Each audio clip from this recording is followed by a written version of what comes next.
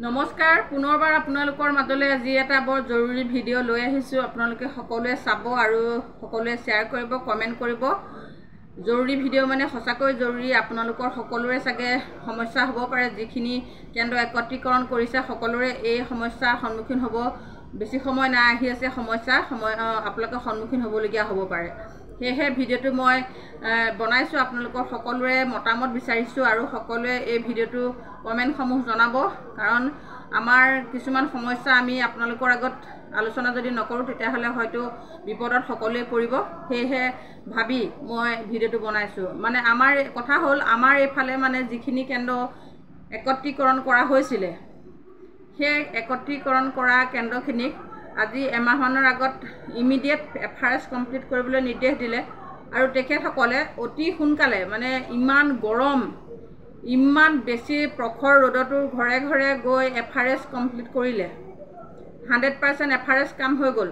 হৈ যোৱাৰ পিছত FRS কৰোঁতে কিমান কষ্ট আপোনালোকে সকলোৱে জানে।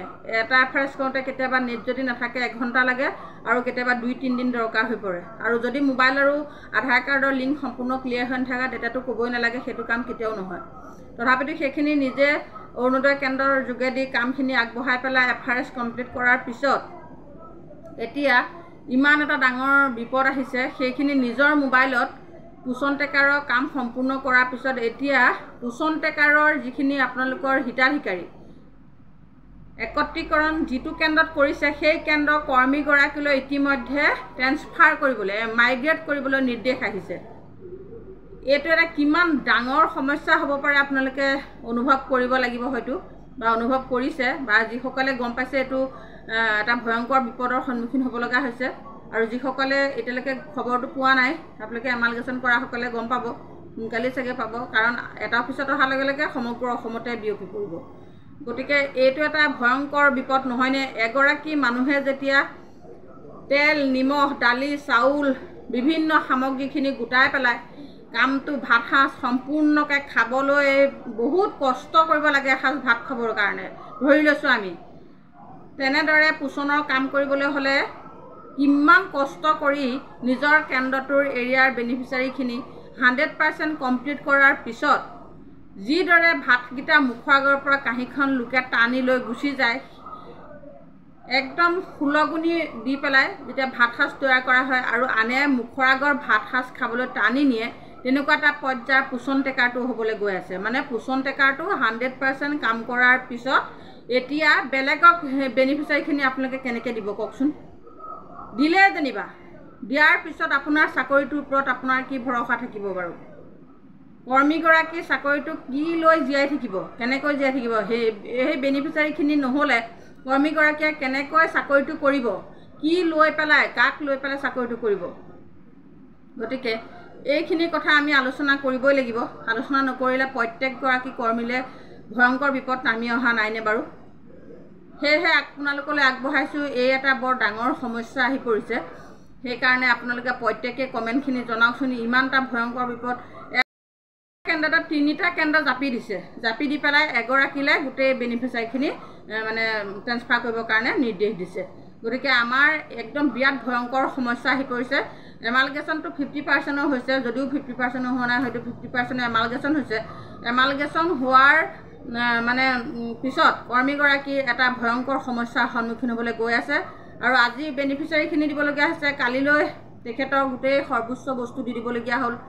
আৰু তেখেতৰ চাকৰিটো যদি তেনেদৰে দি দিবলগীয়া হয়, তেনেকুৱা হ'লে এগৰাকী কৰ্মী মানে বহুত কষ্টৰ ফলত শিক্ষা দীক্ষা যি হ'লেও লৈ পেলাই এনেকুৱা এটা মানে যি নহওক চাকৰি এটা কৰি পেলাই সংসাৰখন চলাই থকাৰ অৱস্থাত যদি সেই চাকৰিটো যদি কিবা এটা কাৰণত যদি গুচি যাবলগীয়া হয়, তেতিয়াহ'লে বাৰু সেই ঘৰখন কি হ'ব?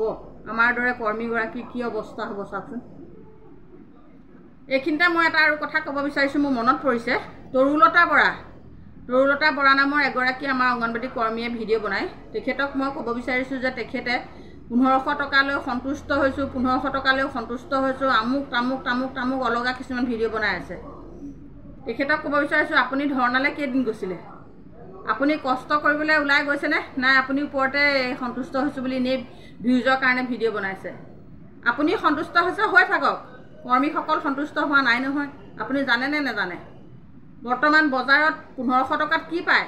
এগৰাকী সহায়িকা 750 টকাত কি পায় মোৰ মনলৈ আহিছে কাৰণে মই এই ভিডিঅ'টোৰ মাজতে মই কথাখিনি সংযোগ কৰিব বিচাৰিছোঁ এই ভিডিঅ'টো মই কালি চাইছিলোঁ তেখেতৰ ভিডিঅ'টো চাই পেলাই মোৰ মানে নকওঁ বুলি ভাবিলেও কিছুমান কথা ক'বলৈ বাধ্য হৈ পৰোঁ গতিকে তেখেতে কৈছে যে আমি 1500 টকাত সন্তুষ্ট আছোঁ আপুনি সন্তুষ্ট থাকিব পাৰে কিন্তু 1,21,000 ছোৱালীৰ মাজত সমস্যাৰ সৃষ্টি হৈছে কাৰণ আমি 1500 টকাৰ কাৰণে এবছৰ বা 2 বছৰ আজি 10 বছৰ আমি অপেক্ষা কৰা নাছিলোঁ নহয় গম পাইছেনে নাই তৰুলতা বাইদেউ আপুনি এই 1500 টকা পাই ক'ব নোৱাৰা হৈ গৈছে ভিডিঅ' বনোৱাত লাগি গৈছে কিন্তু আপুনি এইটো ভুল কৰিছে আপুনি সন্তুষ্ট হওক অকলে হওক কিন্তু এইবোৰ ভিডিঅ' বনাই এনেই মানুহৰ কৰ্মী হওক বান্ধৱীসকলৰ সহায়িকাসকলৰ মাথাটো এনেই বেয়া নকৰিব আপুনি কমেণ্টবিলাক পঢ়ি পেলাই কি পাইছে আপোনাৰ কমেণ্টবিলাক মই পঢ়িছিলোঁ নহয় খঙত গোটেই কৰ্মীসকল ক'ব নোৱাৰা হৈ গৈছে আপোনাৰ কমেণ্ট পঢ়ি পেলাই আপোনাৰ কমেণ্ট দি পেলাই গতিকে এনেকুৱা ভিডিঅ'বোৰ নবনাব ভিউজৰ কাৰণে আপোনাৰ চবেই ৰিপৰ্ট মাৰি দিব তেতিয়া আপোনাৰ চেনেলটোৱে ফ্লপ হৈ যাব ভাবি চিন্তি চাই পেলাই আপুনি ভিডিঅ' বনাব আৰু আমাৰ এই সমস্যাসমূহ দাঙি ধৰিবলৈ চেষ্টা কৰক এই সমস্যাসমূহে ভয়ংকৰ বিপদৰ সন্মুখীন হ'বলগীয়া হ'ব এনেকুৱা সমস্যাবোৰ দাঙি ধৰক তেতিয়াহে আপোনাৰ ভিউজৰ মানে হেৰি হ'ব ভিউজ বাঢ়িব নহ'লে আপোনাৰ ভিউজ কমিব আৰু আপোনাক চবেই ৰিপৰ্ট মাৰিবলৈ বাধ্য হ'ব আপোনাৰ ভিডিঅ'ৰ যোগেদি গতিকে আপোনাক কৈ থ'লোঁ আৰু কি ক'ম আমাৰ সমস্যাসমূহ আমি দাঙি ধৰিবই লাগিব এতিয়া আমি কি বিবেচনা কৰিম এই পোষণ টেকাৰ আপোনালোকে ঘপককৈ আপোনালোকৰ বেনিফিচাৰীখিনি আমি আলোচনা কৰাৰ পিছতহে আপোনালোকে মাইগ্ৰেট কৰিব আলোচনা আমি আগবঢ়াইছোঁ আলোচনা আপোনালোকে সকলোৱে কমেণ্ট কৰিব আলোচনা কৰিব কেনেদৰে কি কৰা হ'ব কাৰণ আজি ইয়াত হৈছে কাইলৈ বেলেগ ঠাইত হ'ব পৰহিলে গোটেই অসমত হ'ব অসমত হোৱাৰ পিছত আমাৰ বান্ধৱীসকলে সকলোৱে কি চিন্তা কৰিব আমাৰ নেতৃবৃন্দৰ লগত আলোচনা কৰিব লাগিব আলোচনাৰ পিছতহে আমি এই সিদ্ধান্তত উপনীত হ'ম তেতিয়াহ'লে আপোনালোকে কমেণ্টবিলাক কৰিব আৰু ভিডিঅ' চাব পুনৰ আমি আমাৰ আকৌ সমস্যা লৈ আহিম ছাবস্ক্ৰাইব কৰি ল'ব চেনেলটো আৰু আপোনালোকৰ সমস্যা থাকিলে মোক উনুকিয়াই দিব আপোনালোকৰ সমস্যাসমূহ মই উত্থাপন কৰিবলৈ চেষ্টা কৰিম ধন্যবাদ